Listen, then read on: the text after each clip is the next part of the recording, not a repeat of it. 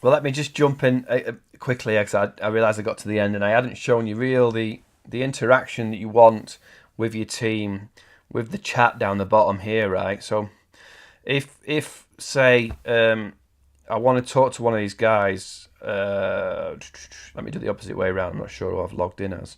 So on Firefox, I'm logged in as Max, right? Uh, I don't turn notifications on for test accounts, but imagine that it would pop up and tell me. So if I want to send Max a message, I want to talk to Max about, hey Max, how did the interview go with Mark, right? So you would get a pop-up notification.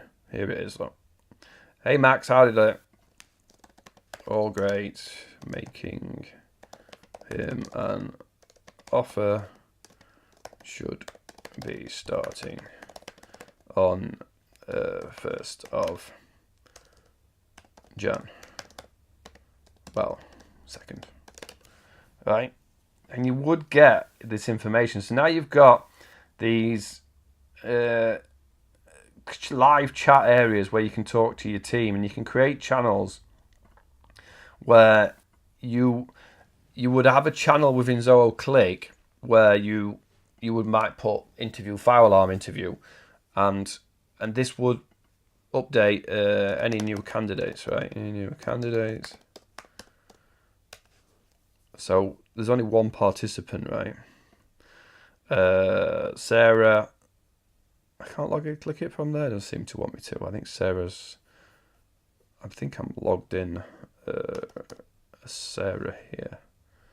Zoho public. No, I'm not. But I'm not gonna slow you down. But yeah, so the Zoho ONE channel popped up on Max's. Yeah, job should be filled. So this would tell anybody in that chat what has happened to that job, right? So it was a little bit, jumped in, and I just wanted to add that there's live chat functionality where people can log in and see what's the information here. Job should be filled, and they can close, edit. You could see there was make a phone call, so I could click on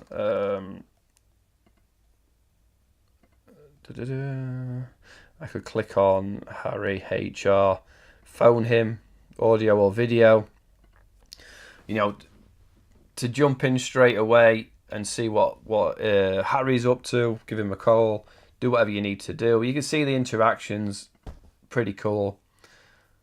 And, you can jump around and make it work for you. You can do exactly what you need it to do.